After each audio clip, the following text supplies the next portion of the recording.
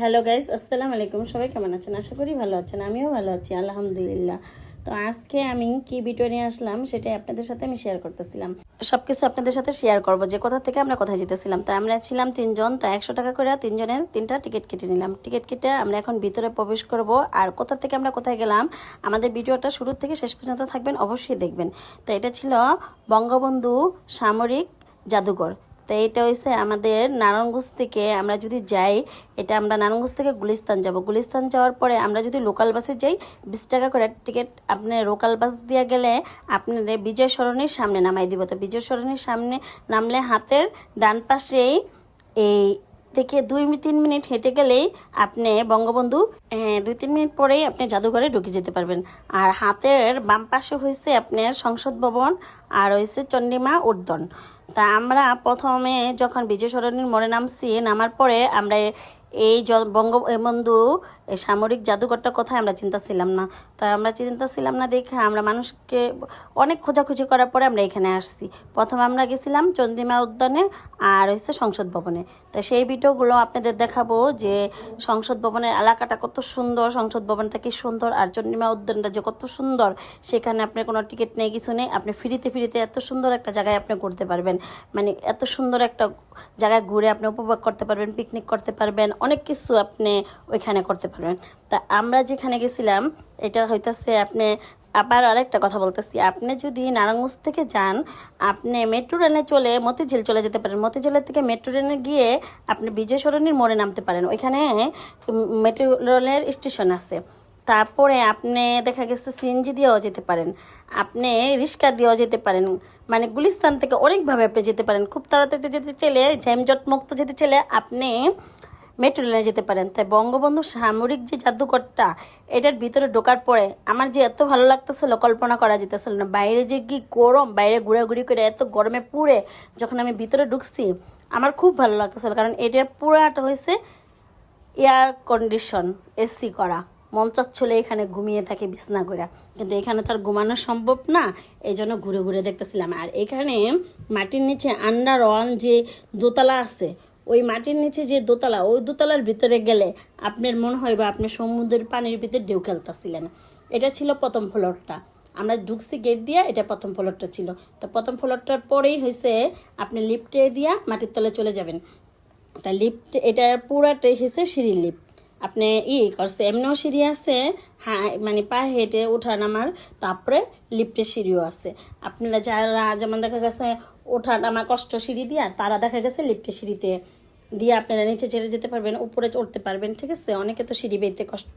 তাই এটার ভিতরে ঢুকলে আপনি এয়ার কন্ডিশন যেরকম ঠান্ডা, এসি, এরকম দেখা গেছে আপনি মানে ঘুরা জীবনে একটা শান্তি উপভোগ করতে পারবেন চারদিকটাই। মানে 100 টাকার টিকিট আমার মনে হয় না যে তেমন বেশি, মানে এটার ভিতরে ঘুরে যে এত শান্তি মনে হয় না এত বেশি। এই দেখেন আমরা সমুদ্রে আইসা পড়ছি, সমুদ্রে আইসা এখন আমরা পানির ভিতরে একটু ঢেউ খেলবো। এ দেখছেন কি বড় বড় জাহাজ, যে আমরা সত্যি সত্যি সমুদ্রে আইসা পড়ছি, মনে হইতেছে এরকম। আসলে কি সত্যি সত্যি সমুদ্র না, এটা হইতেছে একটা সিনারি। আর এটার পাশে আরেকটা কথা বলে দিই, এই জাদুঘরটার পাশেই আছে ছবি আর্ট গ্যালারি। ওইখানে ঢুকতে 200 টাকা টিকিট লাগে। ওইখানে আপনি ছবি তুলতে পারবেন নিজের ইচ্ছা মতন, একভাবে ছবি তুলবেন আরেকভাবে হয়ে যাব। ওইখানে যে ছবি আর্ট গ্যালারিটা অনেক সুন্দর। তো ওইখানে আমাদের যাওয়ার সময় হয়নি, আমরা বাসার থেকে বেরিয়েছিলাম 1টা বাজে। তা ছিল বৃষ্টি, আমাদের নারায়ণগঞ্জে বৃষ্টি ছিল না, ঢাকা প্রচুর বৃষ্টি ছিল। আমরা নারায়ণগঞ্জ থেকে গেছি, তো প্রচুর বৃষ্টি ছিল।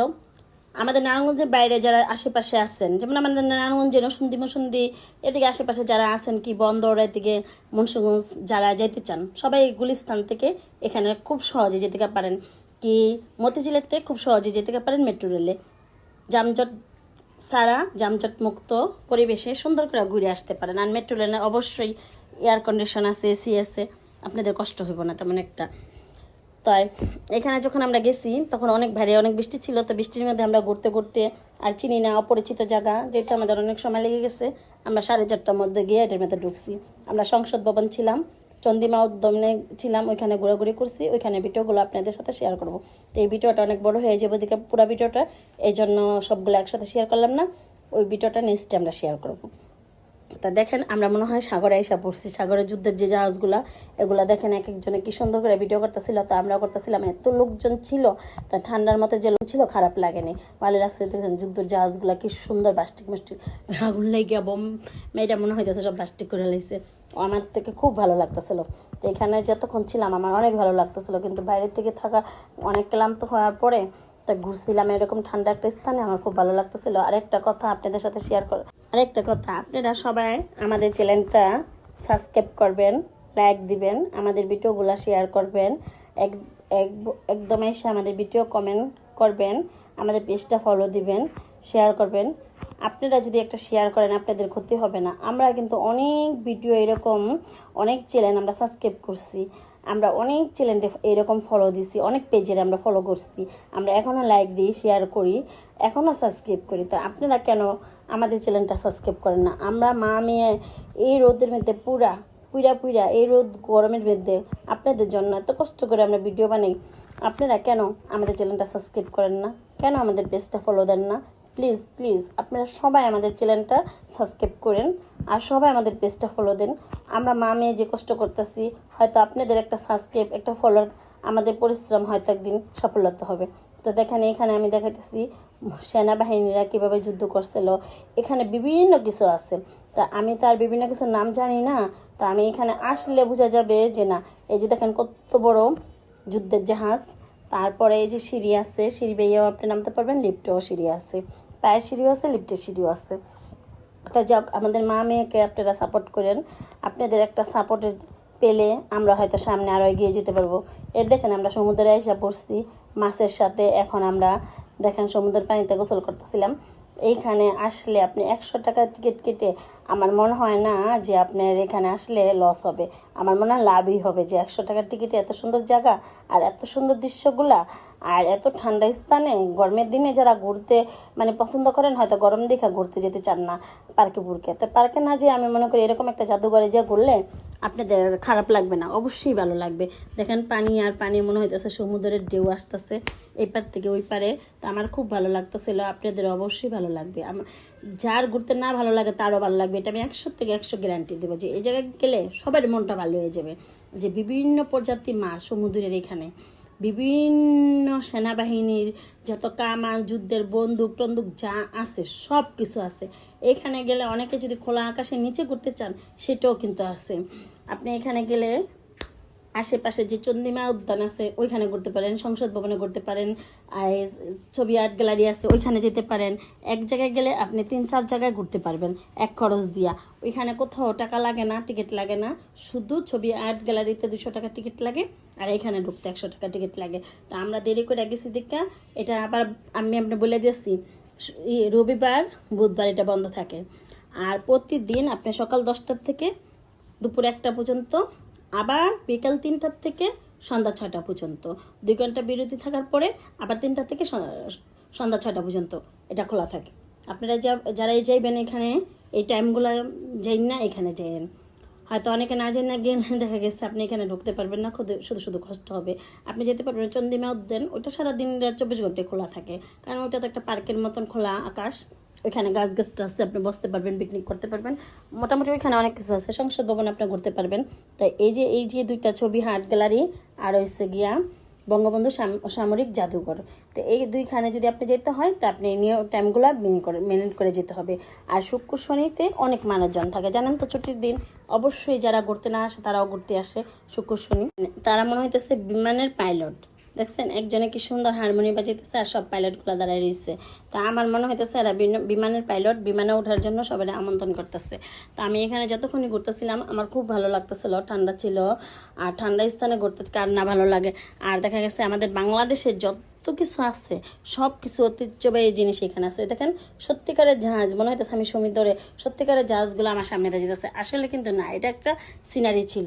এই যে দেখেন আমাদের বাংলাদেশের যত মানচিত্রে যা আছে সব কিছু এখানে আছে। তো এই দেখেন এখানে সেনাবাহিনীরা যুদ্ধ করতেছে, যে যুদ্ধর কি যে বলে এটা যুদ্ধর কামান বলে, হ্যাঁ যুদ্ধর কামানও এখানে আছে।